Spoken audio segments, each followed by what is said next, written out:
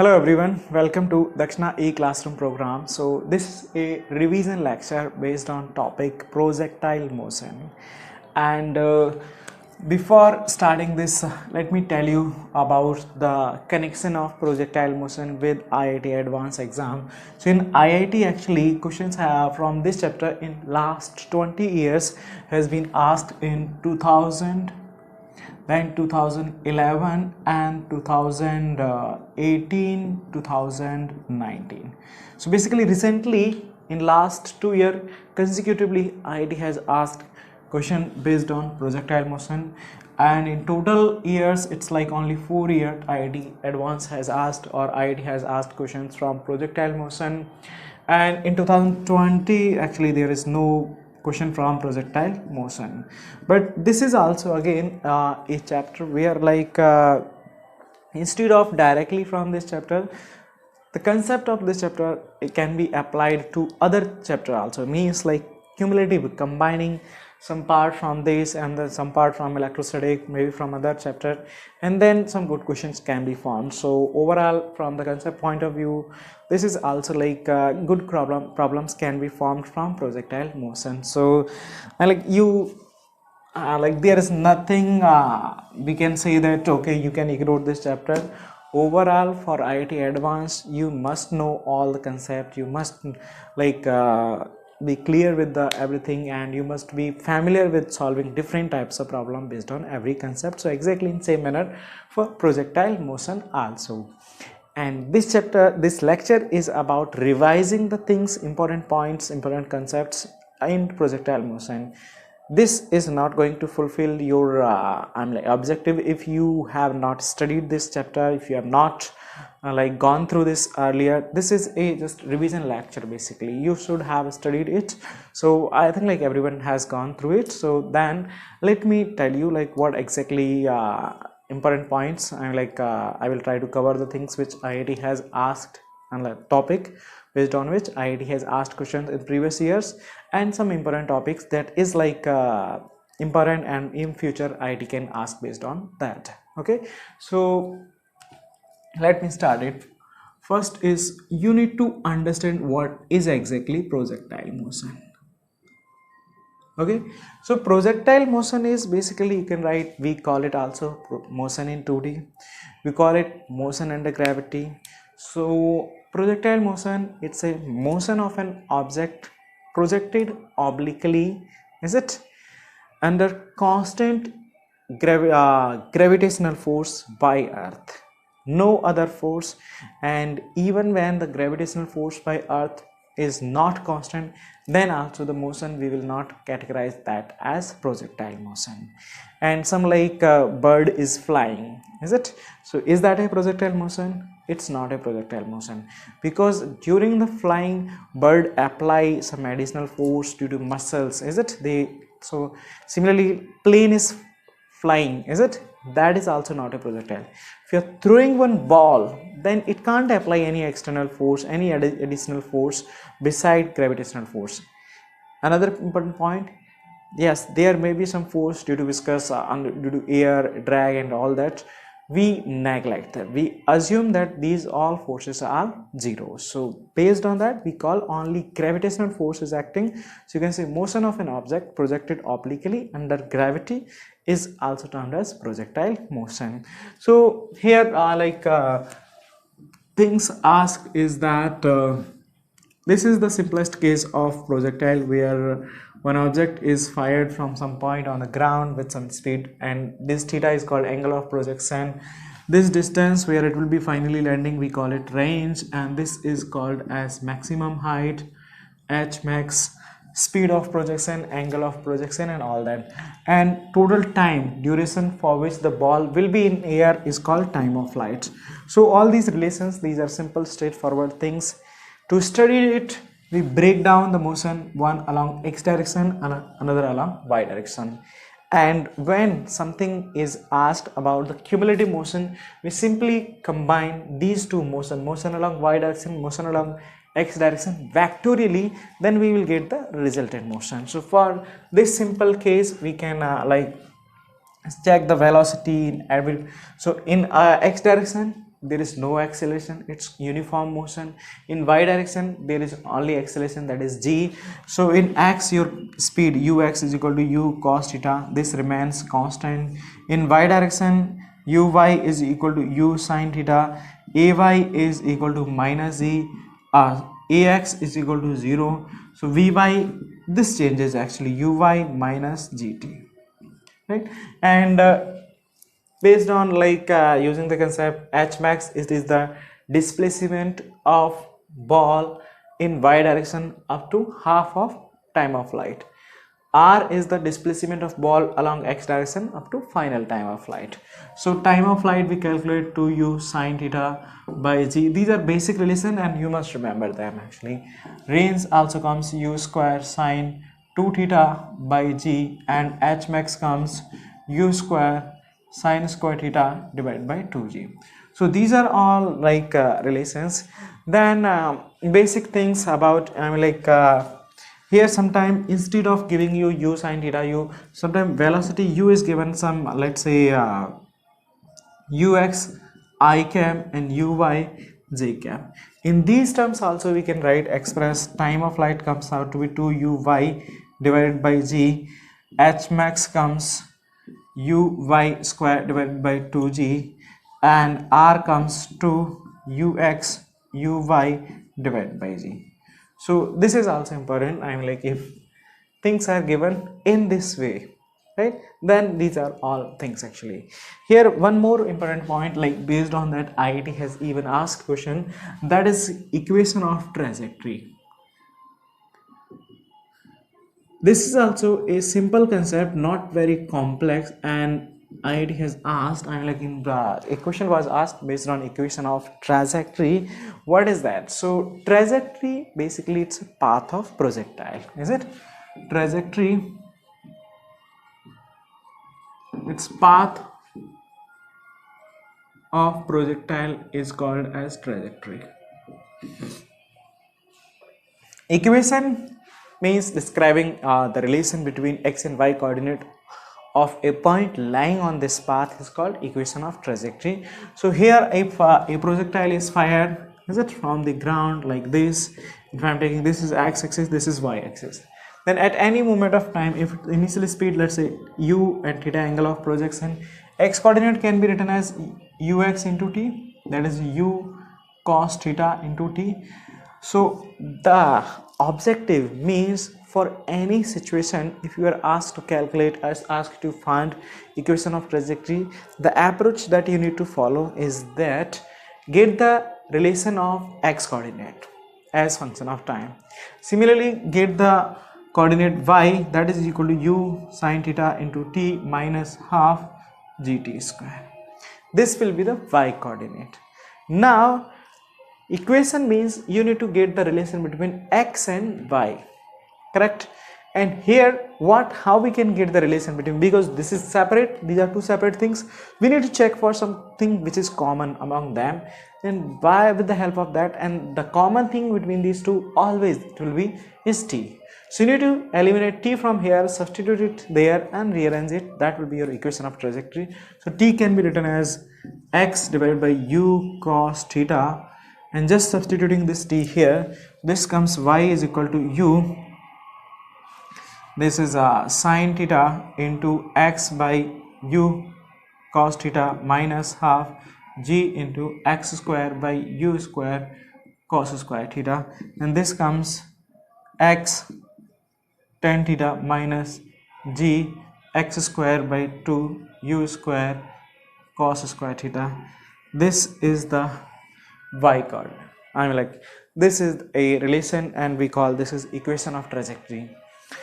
The more important thing here is to how to get the equation of trajectory. It's not this result, is it? Result is not that much important. How to get the equation of trajectory? So in any situation, here I have considered the simplest case of projectile, where projectile is fired from some point on the horizontal ground. Different possibilities for projectile can be there, where a projectile is fired from some top of tower, is it? Projectile is fired from tower horizontally at some angle is it, with the horizontal at some angle with the horizontal downward, or can be falling vertically downward simply. In any situation, all these are cases of projectile motion. So in every case, like is it projectile, let's say from tower. So what we do here, actually you can take this tower here, this you can attach x y origin, and this u speed, and theta is the angle of projection.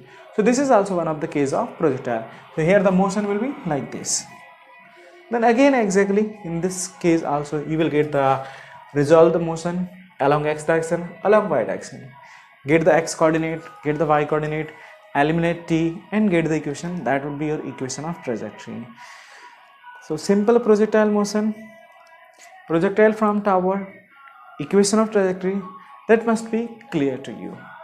Not, there is nothing complex here, simple things are there. The approach you need to remember how we can actually get the equation of trajectory. Okay, so in case of projectile from top of tower also, like different possibilities can be there. So in this case, like this is a tower and where it's projected at some angle theta. It can be projected horizontally also, the motion will be something like this. It can be projected at an angle theta but down, from horizontal the downward. So different possibilities are there. In every case, like different things that can be asked like based on this projectile motion.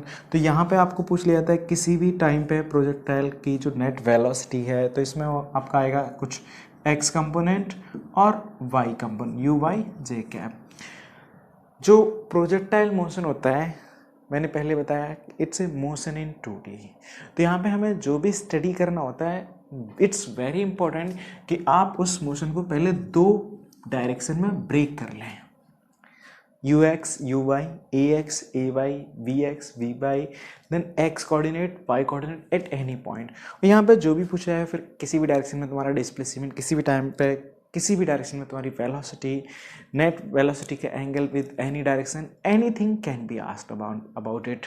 और यहाँ पे जैसे आपको पूछ लिया जाता है कि इस सिचुएशन में है ना फाइनली पार्टिकल आपका कहाँ पे लैंड करेगा.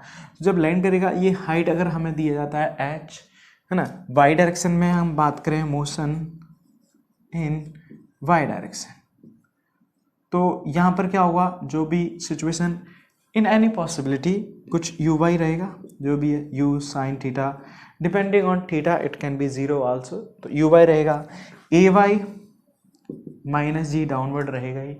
किसी भी टाइम पे वी वाई क्या लिख सकते हैं u sine theta minus g t. Y क्या हो जाएगा u sine theta into t minus half g t square. Y coordinate हो जाएगा.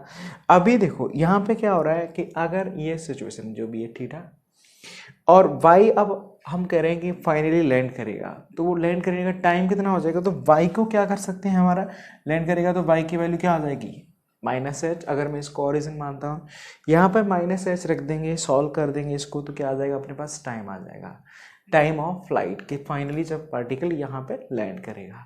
टाइम आ गया, हॉरिजॉन्टल डायरेक्शन में उतने टाइम में डिस्प्लेसमेंट, तो ये रेंज भी अपने पास आ जाएगी. क्लियर ना. तो इस तरह से चीज़ें मतलब कोई सी भी इसमें पॉसिबिलिटी की मैं बात करता हूँ जिस टाइम पे ये स्ट्राइक करेगा उस टाइम पे वेलोसिटी. तो यहाँ पे कभी कभी पूछ लिया जाता है velocity of projectile with which it will strike the ground. Is it velocity of projectile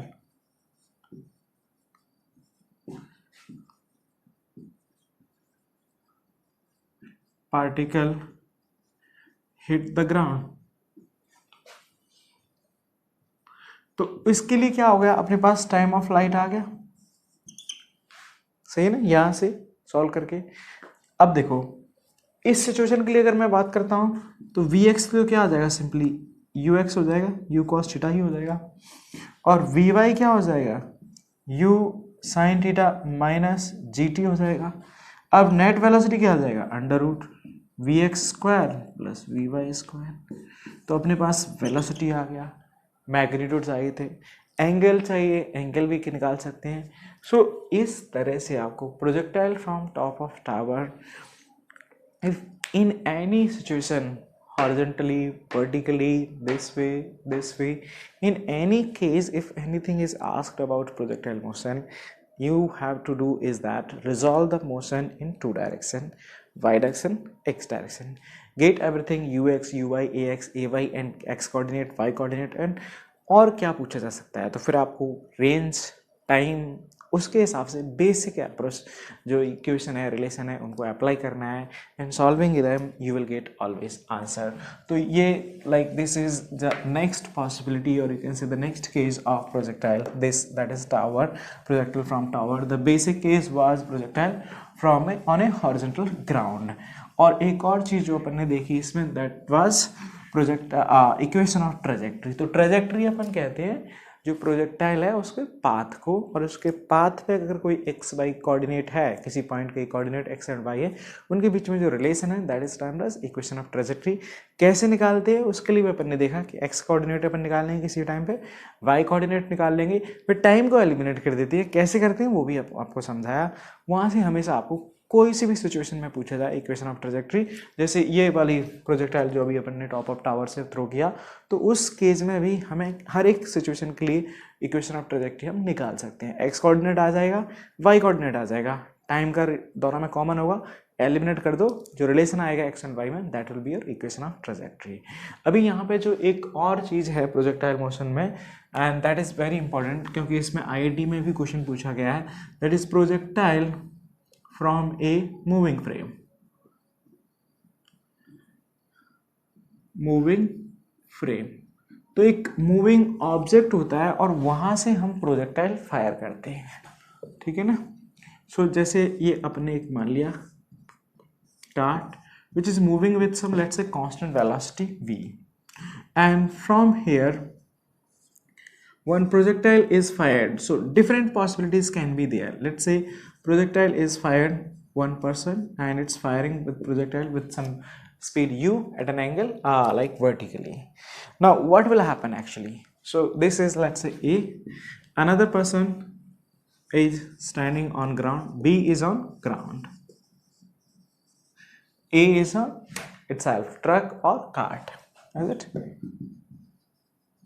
तो अभी ये जो प्रोजेक्टाइल ए ने फायर किया वर्टिकली अपवर्ड, उसको जो एक motion of projectile as seen by A, can you just think about it कि ए को इसका मोशन कैसा दिखाई देगा। देखो ए ट्रक के अंदर है, ट्रक पे बेसिकली इसने थ्रो किया, क्या इसको लग रहा है कि ट्रक मूव कर रहा है? Definitely not. तो ट्रक तो क्या हो गया, इसके लिए रेस्ट में हो गया। किधर थ्रो किया है? Vertically upward. तो अभी उसके लिए हॉरिजॉन्टल डायरेक्शन में कहीं कोई वेलोसिटी आ नहीं रही है, तो उसके लिए क्या होगा, वर्टिकली ऊपर जाएगी बॉल, वर्टिकली डाउनवर्ड नीचे आ जाएगी। So the motion of, so हम बोल सकते हैं motion of projectile as seen by A, it will be motion in vertical direction.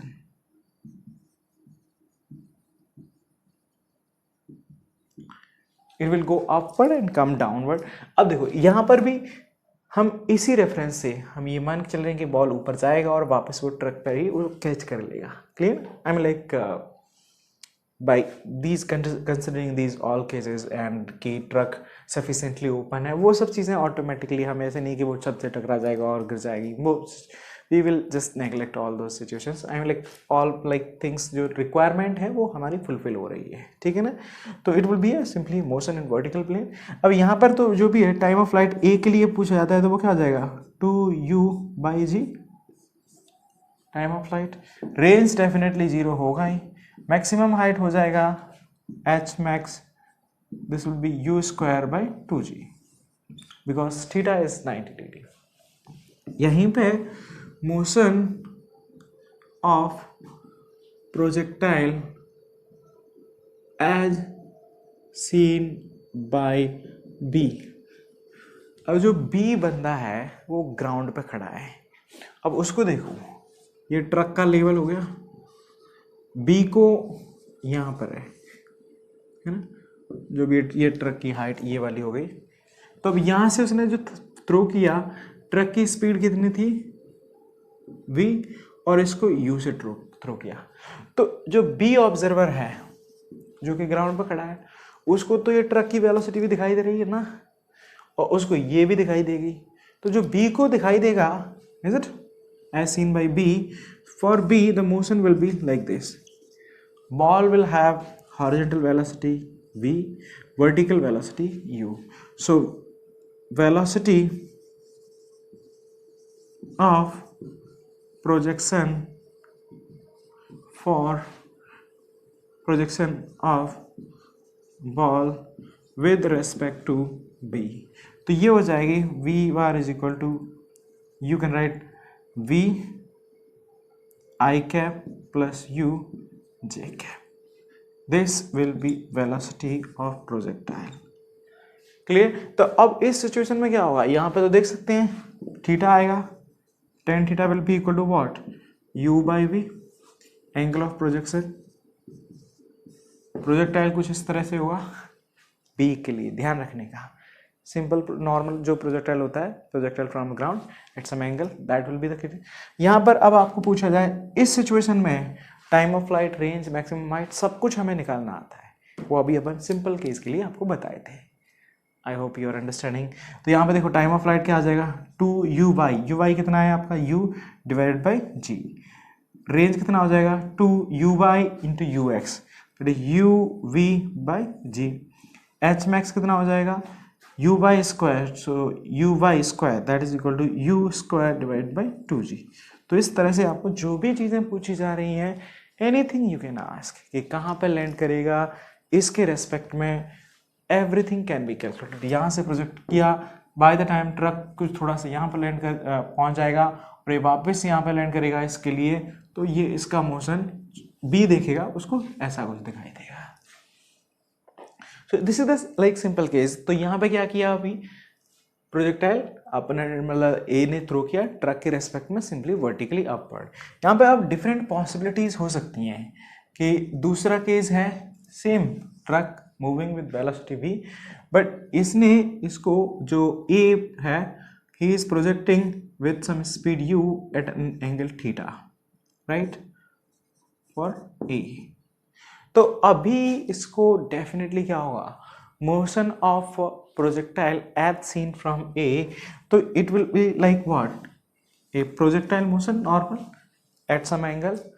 ए के लिए क्या ये वेलोसिटी कोई फर्क पड़ेगा, ए के लिए इट शुड बी नो, क्योंकि ए की जो वेलोसिटी है प्रोजेक्टाइल की भी हॉरिजॉन्टल वेलोसिटी उतनी होगी, तो जब ए देखेगा उसको बोथ विल कैंसल आउट, तो कोई फर्क ही नहीं पड़ता, मतलब राइट। तो इसीलिए motion of projectile as seen by A, तो यहाँ पे हो जाएगा अपना u will velocity will be like u cos theta I cap u sin theta j cap, acceleration 0 ay minus e, time of flight 2u sin theta by g, range u square sin 2 theta divided by g, and h max this is equal to u square sin square theta divided by 2g. This is the thing as seen by a। अभी इस condition में जब इसको angle पर throw किया गया in the direction of truck, तो उस टाइम पे जो बी को दिखाई देगा motion of projectile as seen from B. यहाँ पे मतलब आपको ये चेक करना है कि थोड़ी सी सिचुएशन बदलने से क्या चेंजेस आएंगे, just take care of those changes. बाकी चीज़ें तो सेम ही है, कोई फर्क नहीं पड़ने वाला ज़्यादा। तो वो चेंज क्या आ रहा है वो आपको बस यहाँ पे ध्यान देने का है। सो वेलोसिटी, अब यहाँ पे देखो जो इसके लिए है प्रोजेक्टाइल की वेलोसिटी, राइट,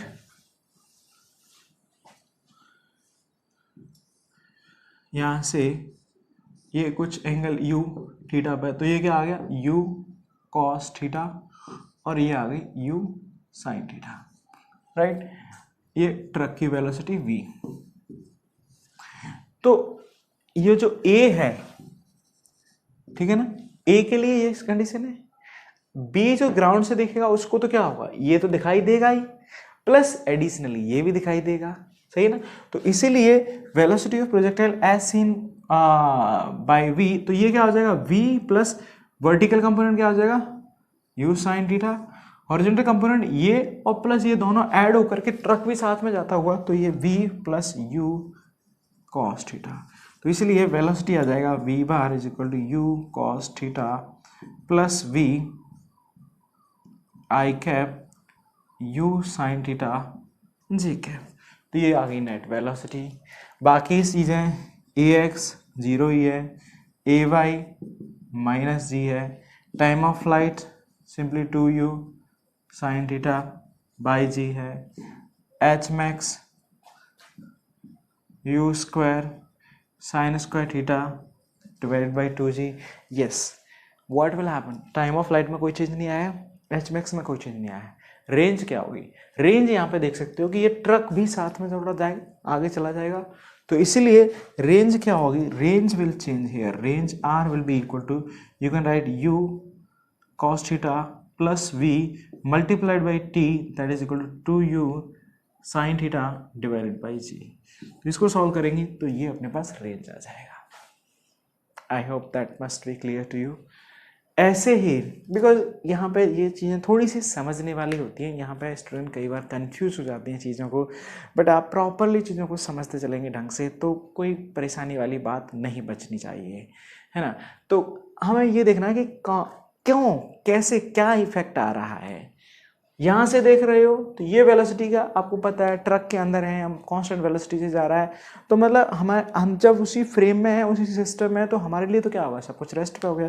अब हमने जो वेलोसिटी दी हमारे रेस्पेक्ट में वही हमें दिखाई देगी, लेकिन ग्राउंड से देखेंगे तो जो सिस्टम मूव कर रहा है वो वेलोसिटी भी एडिशनली ऐड हो जाती है। अब इसी सिचुएशन में क्या होगा कि अगर ये प्रोजेक्टाइल मान के चलो ट्रक की वेलोसिटी के अपोजिट डायरेक्शन में थ्रो किया गया होता है ना, तो अभी इस सिचुएशन में जैसे तीसरी कंडीशन में ये प्रोजेक्टाइल को ट्रक इधर जा रहा है और इस सेम वेलोसिटी से थीटा एंगल पर बट अपोजिट डायरेक्शन में, तो यहाँ पर क्या होगा, motion of projectile as seen by A exactly same, कोई चेंज कहीं पे नहीं, क्योंकि ये चेंज नहीं होने वाला। हाँ, आप अगर डायरेक्शन को इधर लोगे प्लस एक्स प्लस वाई तो ये आपका माइनस हो जाएगा, सब चीज़ें बाकी सेम रहेंगी, रेंज भी आपकी माइनस हो जाएगी, है ना, बाकी चीज़ें मैग्नीट्यूड वाइज सब सेम रहेंगी। क्लियर। और अगर इसी डायरेक्शन को पॉजिटिव लगो तो इसमें भी कोई फर्क नहीं पड़ेगा फिर। But velocity of projectile of ball as with respect to B, तो बी के लिए अब क्या होगा, चीज़ें जो ये इधर थी वो क्या हो जाएगी, अब जो वेलोसिटी, क्योंकि अब उल्टा प्रोजेक्ट किया है, this will B you sine theta, this will B you cos theta and this is angle theta. तो अब बी को क्या दिखाई देगा, एक तो वेलोसिटी v इधर दिखाई देगी और ये इधर दिखाई देगी। अब डिपेंडिंग ऑन कि ये बड़ा है ये बड़ा है, उसके हिसाब से प्रोजेक्टाइल इधर भी हो सकता है इसके लिए और इधर भी हो सकता है इफेक्टिवली। क्लियर। तो यहाँ पे हो जाएगा, मैं अगर ये मान के चलता हूँ कि लेट से v is greater than u cos theta, तो इस सिचुएशन में क्या आ जाएगा, ये आ जाएगी condition, this will be like v minus u cos theta i cap and u sin theta j cap.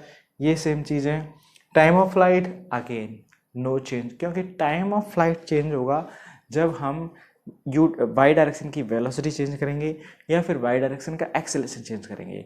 इन दोनों तीनों केसेस में जो अभी हम बात कर रहे हैं उसमें हमने वाई डायरेक्शन में कहीं कोई चेंज नहीं किया है। हाँ, जहाँ बॉल लैंड कर रही है वो भी हम उसी लेवल में, ट्रक के लेवल में ले रहे हैं, तो इसलिए यहाँ पे कोई चेंज नहीं आ रहा है, तो इसमें भी कोई चेंज नहीं आएगा। हाँ, यहाँ पे चेंज आ जाएगा कि यहाँ पे वेलोसिटी क्या, ये क्या हो गई effective velocity v minus you cos theta, v minus you cos theta, तो उसकी वजह से रेंज अपना कम हो जाएगा और एडजस्ट हो जाएगा। ये सिचुएशंस थी when the projectile, I mean like the frame from which projectile is thrown, moving frame is moving with constant velocity। वहीं पे अभी क्या होता है कि अगर एक एक्सीलरेशन दे दिया जाता है, is it?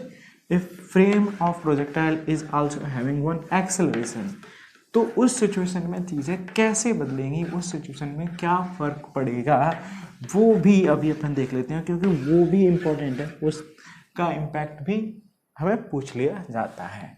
So fourth case, if frame of projectile has acceleration,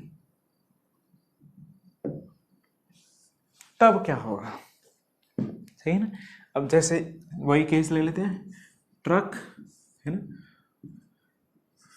और दिस, और मान के चलते हैं इसका एक्सेलरेशन है वो a है राइट डायरेक्शन में. Again from here projectile is fired by a sitting on in the truck, and let's say it's projected vertically upward with 90 degree from this frame. Clear?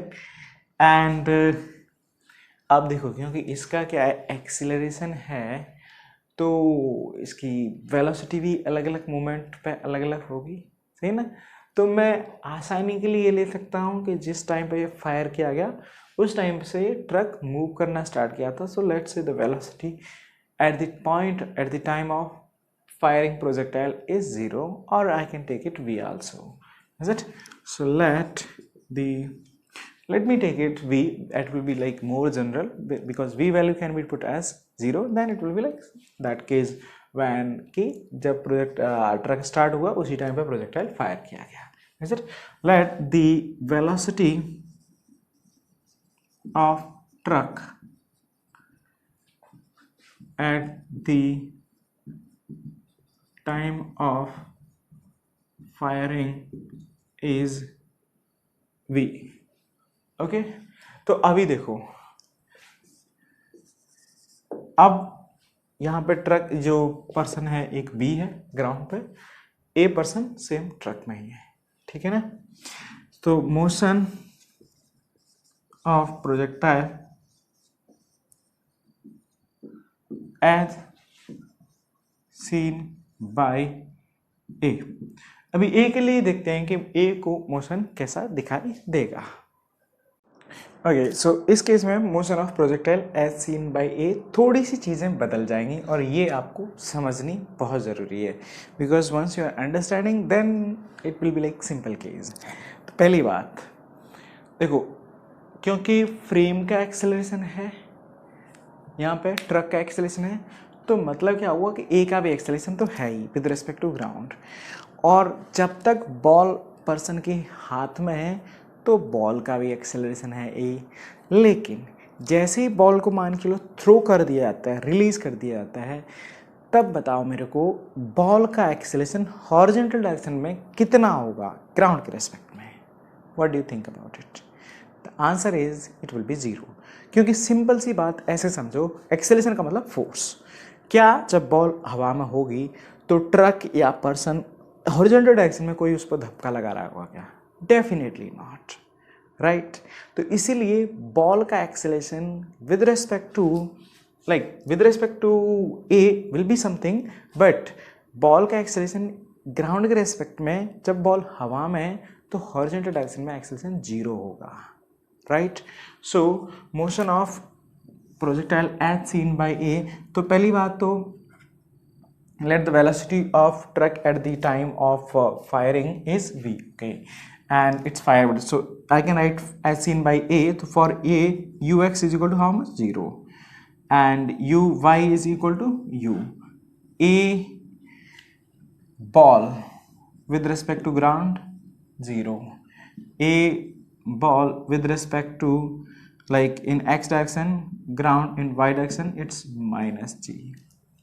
And acceleration of a in x direction. तो ये क्या है basically, ये frame में है, तो इसको क्या होगा, एक स्यूडो फोर्स लगाना पड़ेगा. Right. So you can write acceleration of A with respect to x in ground frame, that will be like you can write A. तो अभी क्या होगा, मैं कह रहा हूँ particle projectile as seen by A, तो अभी मेरे को निकालना होगा acceleration of ball with respect to observer A in x direction. This will be minus a I cap. that will be acceleration of ball in x direction minus acceleration of a in x direction and that is equal to minus a. तो अभी क्या हो गया, ball का acceleration इधर आ गया. I hope it should be clear to everyone. तो उसकी वजह से क्या होगा अब, क्योंकि यहाँ पे ऐसी बात समझो, ये क्या होगा, इसकी वेलोसिटी बढ़ती चली जाएगी, लेकिन इसकी वेलोसिटी बॉल की है, ग्राउंड से देखें, ग्राउंड से देखने पे बॉल की जो हॉरिजॉन्टल वेलोसिटी है वो तो जब जो ट्रक की वेलोसिटी थी वही मिलेगी, लेकिन उसके बाद ट्रक की वेलोसिटी बढ़ गई क्योंकि एक्सेलेरेशन है, लेकिन बॉल की वेलोसिटी हॉरिजॉन्टल नहीं बढ़ रही है.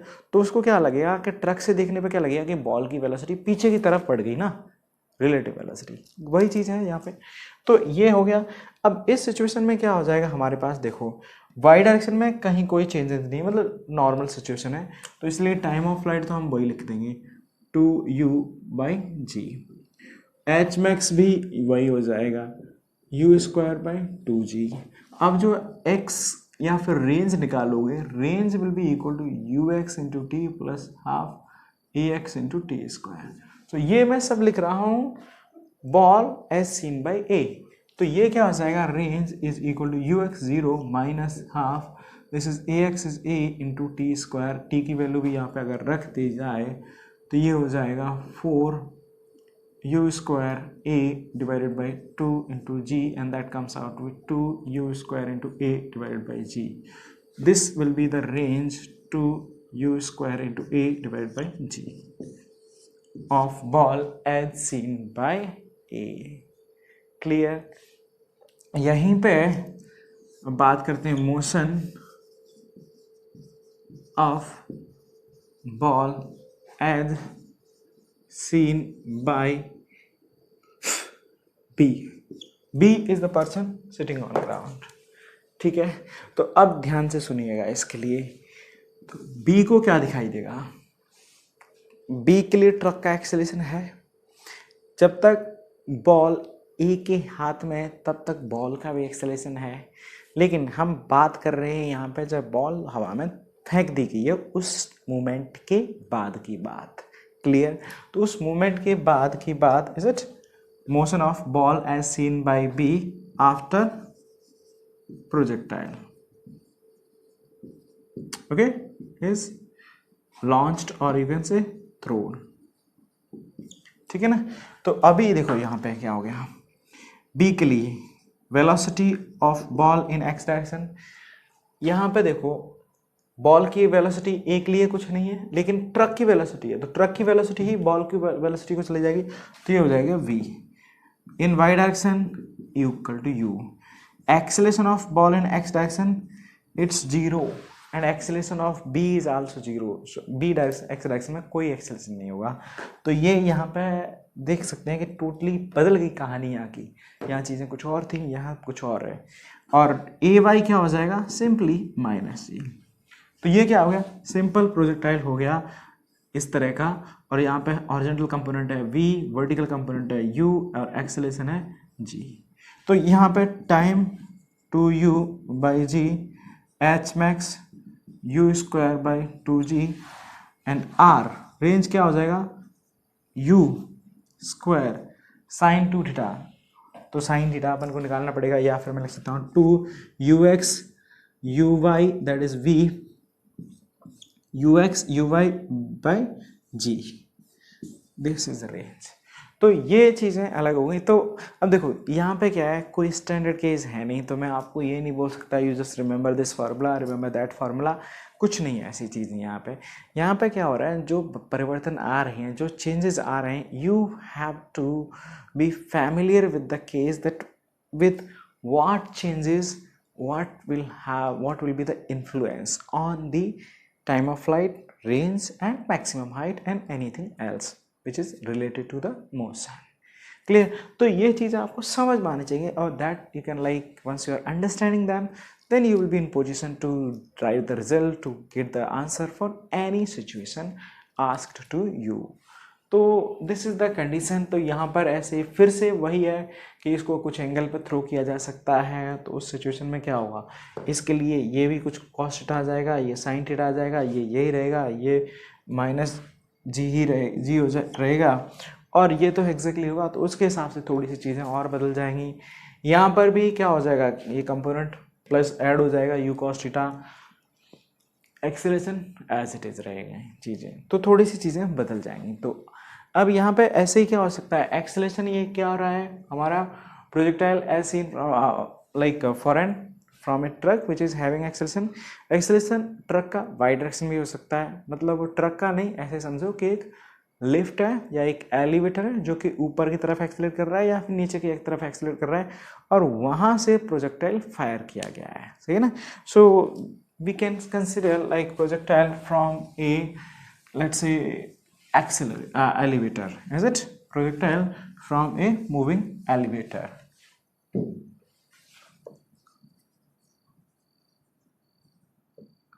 From an elevator, तो यहाँ पर सिचुएशन है कि ये एलिवेटर है, right,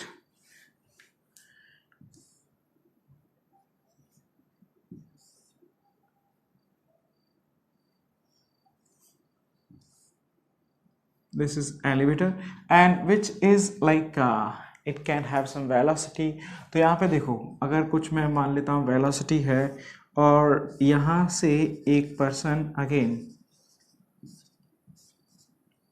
this is A and another person standing on ground B।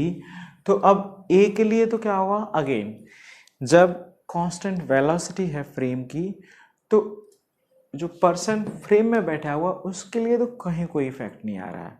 लेकिन यहाँ पे एक चीज़ जो आपको ध्यान रखनी होगी वो ये है, हम ये मान के चलेंगे कि जो प्रोजेक्टाइल की लैंडिंग है वो सेम लेवल पे हो रही है, क्योंकि थोड़ी देर बाद आप ये मान सकते हैं कि जो एलिवेटर का फ्लोर है वो तो थोड़ी देर बाद यहाँ पहुँच जाएगा, तो लैंडिंग यहाँ पे कैसे होगी, right. So we will assume that system कि एलिवेटर आप या तो ऐसा मान सकते हैं कि एक छोटा सा प्लेटफॉर्म है जहाँ से प्रोजेक्टाइल फायर कर दिया गया, फिर हम ऑब्जर्व कर रहे हैं उसी लेवल पे, इज इट, हॉरिजॉन्टल लेवल पे, that you need to consider actually. इसके लिए आपको चीज़ें प्रॉब्लम में मेंशन कर दी जाती हैं कि हाँ ऐसे कंसीडर करना है, वैसे कंसीडर करना है, so you need to take care of that part only. कुछ कॉम्प्लेक्स नहीं है चीज़ें, बस वो आपको ध्यान रखना होगा कि क्या चीज़ें को क्या हमें कंसीडर करना है, क्या नहीं कंसीडर करना है। तो यहाँ पे हम ये मान के चलते हैं, is it, assume that ball lands at same horizontal level, clear. तो यहाँ पे अगर A के लिए देखते हैं, for A means projectile of ball as seen by of ball as seen by A, तो A को क्या दिखाई देगा, तो उसके लिए क्या देखेंगे हम, y ux equal to like, अगर इसने वर्टिकली फायर किया गया विद सम वेलोसिटी u से, तो ux क्या होगा 0, uy क्या होगा u, ax 0, ay minus g, and अब बाकी सब चीज़ें, time of flight similarly 2u/g, h max u²/2g and range simply 0।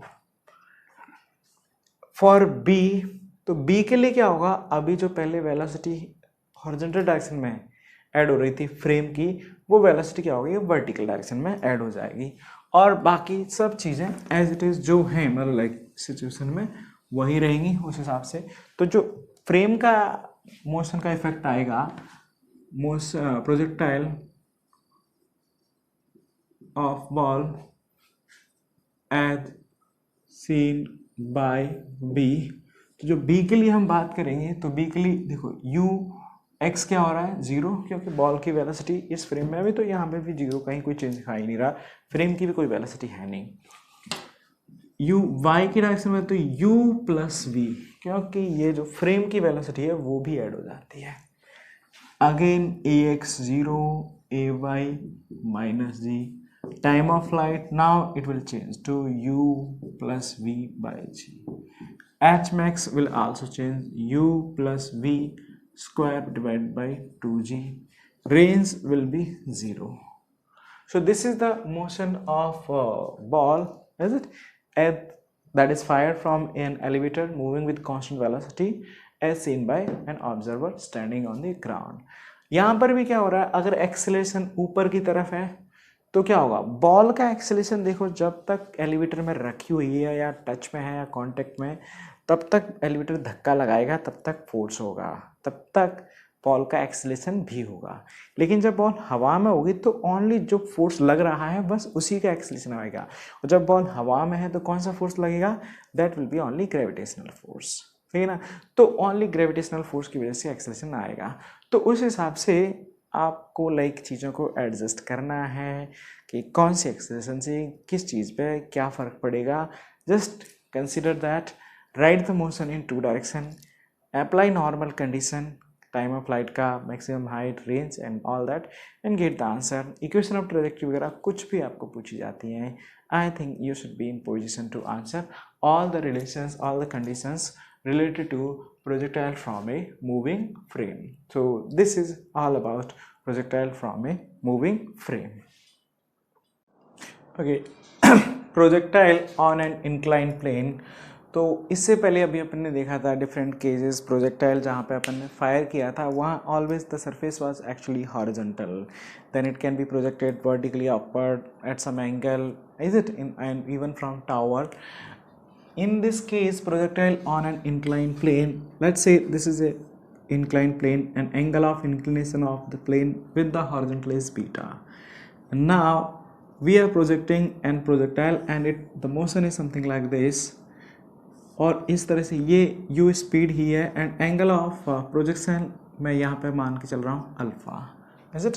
So alpha is angle of projection with inclined plane.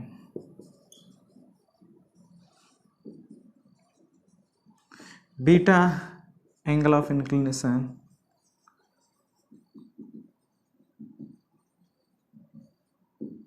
of plane with horizontal u speed. तो यहाँ पे point इस तरह का कुछ मोशन होता है. The landing point is not, a landing point and point of projection is not at same level. So that's the difference actually here. अब इस तरह के मोशन को हम कैसे स्टडी कर सकते हैं, इसके बारे में भी हमें कुछ भी पूछा जाए then how we can answer. It's simple, straight forward. X direction में यहाँ पे जो अपन पहले हॉरिजॉन्टल और वर्टिकल लेते थे उसकी बजाय हम एक्स डायरेक्शन यहाँ पे along the plane, y direction perpendicular to the plane लेते हैं. लेकिन ये ध्यान रखने का कि जो g है वो तो अभी भी वर्टिकली डाउनवर्ड ही लगेगा, वो तो अब रोटेट नहीं हो गया. लेकिन इसको हम कंपोनेंट में तो रिजॉल्व कर सकते हैं ना. This angle will be beta, this is what, g cos beta and this is g sin beta. तो फिर से इसको क्या हो, u को भी u cos alpha, this is u sin alpha. तो मोशन को फिर से ब्रेक किया जा सकता है, मोशन अलोंग एक्स डायरेक्शन और सिमिलरली वाई डायरेक्शन. तो यहाँ पे यू एक्स क्या हो गया, u cos alpha, a x क्या हो गया minus g sine alpha, u y v x क्या हो जाएगा u cos alpha minus g sine beta, this is beta into t. X coordinate you can write u cos alpha into t minus half g sin beta into t square. Similarly motion along y direction, तो y direction में हो जाएगा u y is u sin alpha, a y is minus g cos beta, v y यहाँ पर भी लिख सकते हैं u sine alpha minus g cos beta into t, and y coordinate is u sine alpha into t minus half g cos beta into t square. तो इस तरह से यहाँ पर भी क्या होगा, टाइम ऑफ फ्लाइट, तो हाफ के लिए हम क्या करेंगे, ये जब जीरो हो जाएगा तब like v y will become zero. तो उस हिसाब से हम टाइम ऑफ फ्लाइट यहाँ पर लिख सकते हैं 2u sin alpha divided by g cos beta, that comes out to be actually 2uy divided by gy. h max भी यहाँ से half of this time में जितना maximum displacement होगा y direction में, that will be your h max, and it comes out to be u square sin square alpha divided by 2g cos beta. u आ जाता है, and total time of flight, इतने time of flight में जो ये horizontal x direction के अलावा, sorry not horizontal, x direction के अलावा जो डिस्प्लेसमेंट होगा वो अपने पास रेंज आ जाता है. रेंज क्या आ जाएगा? Displacement x in this much time. t की वैल्यू यहाँ पे रख देते हैं, सॉल्व कर देते हैं. सॉल्व करने के बाद ये आता है r is equal to 2u square sine alpha cos of alpha plus beta divided by g cos square beta. This comes out to be your range. Similarly दूसरी सिचुएशन यहाँ पे हो जाती है. तो यहाँ पे भी देखो, आपको कुछ भी पूछा जाए किसी भी मूवमेंट पे वेलोसिटी, तो वो क्या आ जाएगा? V x i cap plus v y j cap किसी भी टाइम पे. Coordinate x y coordinate, range, maximum height, time of flight, anything asked to you on a for a projectile on an incline plane. तो वहाँ पे भी अब ये incline plane है, it plane might be also changed any situation. करना यही है आपको कि प्रोजेक्टाइल के लिए मोशन को दो पार्ट्स में, दो परपेंडिकुलर डायरेक्शन में डिवाइड करना है. Divide also resolve the components of velocity, resolve the component of acceleration, और फिर उनको एक जस्ट डायरेक्शन में यूनिफॉर्मली एक्सेलेरेटेड मोशन की तरह ट्रीट करो. और जो भी आपको पूछा जाए, anything like just solve for it, you will gate the answer. Similarly यहाँ पे अनदर सिचुएशन आती है कि एक केस ये था कि projectile from bottom to top, is it? So this is condition 1, projectile up the plane, upward the plane. दूसरी कंडीशन में यहाँ पे कभी कभी प्रोजेक्टाइल डाउन द प्लेन, मतलब टॉप से बॉटम की तरफ भी प्रोजेक्ट कर दिया जाता है, right? So that is projectile and down the plane. So इस सिचुएशन में क्या होता है? सेम, ये प्रोजेक्टाइल है, एंगल बीटा है, but the projectile is actually in this time it's projected from top.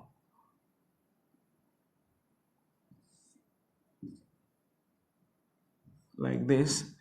Y, this is x direction, right? And this is angle, let's say alpha u. तो यहाँ पर बेटर होता है ये y direction ले लिया, x direction को अपन horizontal downward की तरफ ले लेते हैं. तो देखो अभी क्या हो जाएगा? ux same, uy it will become now plus, this will be also plus, this will be also plus. y direction में अगर हम देखें plus minus, this is same, this is same. Time of flight will also remain same and maximum height will be also same. तो ये plus sign change हो गया, उसकी वजह से यहाँ पे क्या हो जाएगा? Here only small change will be like negative. तो this is the condition of projectile over an incline plane. तो these are all like things that can be like asked for a projectile और projectile motion. तो यहाँ पे simple terms में कहें तो आपको चीज़ों को समझना है कि क्या कंडीशन चेंज हो रही है, जो कंडीशन हमें दी है उसकी वजह से किस क्वांटिटी पे क्या फ़र्क पड़ेगा, वेलोसिटी, हॉरिजॉन्टल, वर्टिकल. आपको मोशन को सिंपली दो डायरेक्शन में, परपेंडिकुलर डायरेक्शन में रिजॉल्व करना है, और हर एक डायरेक्शन में जो मोशन होगा वो क्या होगा? आपका यूनिफॉर्मली एक्सेलरेटेड मोशन है. तो उसके लिए आपको initial velocity, velocity after T time, coordinate, displacement, anything जो भी आपको पूछी जा रही चीज़ें, just apply the relation, gate the answer. And this is all about your projectile motion. Solve some problem, कुछ इस पे प्रॉब्लम सॉल्व कीजिए, अच्छे प्रॉब्लम भी बन जाते हैं, and then you will feel more confident, you will feel better, and that's all. Thank you so much.